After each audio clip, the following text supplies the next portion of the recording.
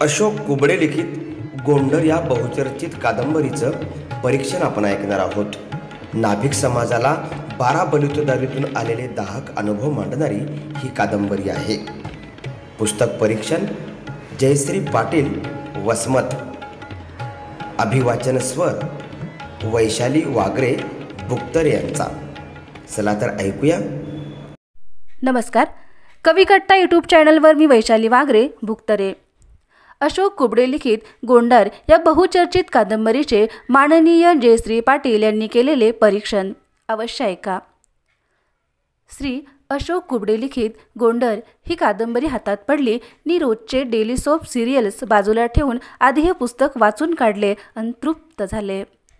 आमच्या खानदेशात वारकास हजाम म्हणतात.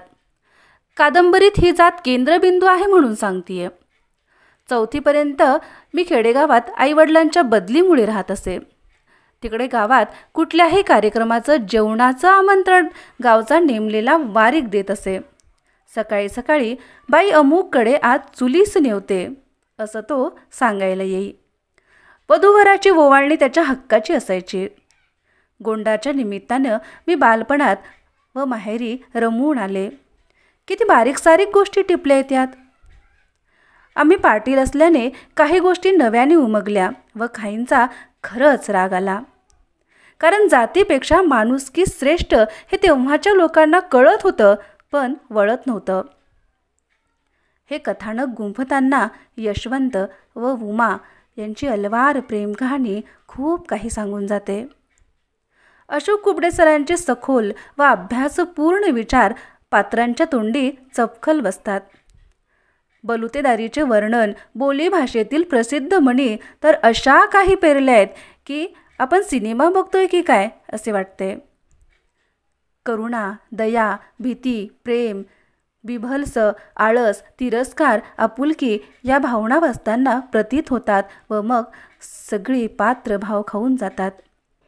अशोक कुबडे सरांचं जातीय, सामाजिक, शैक्षणिक, मानसिक व राजकीय निरीक्षण अगदी भन्नाट. काही प्रसंग तर असे चितारलेत की वाचता वाचता वाह असं अपसूक तोंडातून निघून जातं. 12% हा जोडशब्द मला फार भावला. तो सरांनी किती ठिकाणी व अनेक संदर्भात वापरलाय. कुणालाही न दुखवणारी वाक्यरचना, शब्दांची लालित्यपूर्ण पेरणी, शृंगारिक भाषा, अलंकार, उपमा यांची पुरवणी लिखाणास उंचीवर नेऊन ठेवते. एकूणच गोंडर अतिशय दमदार जमली आहे. ज्वलंत विषय मांडून कुबडे सरांनी न्हावी समाजाचं ऋण थोडंफार का होईना फेडण्याचा यशस्वी प्रयत्न केला आहे.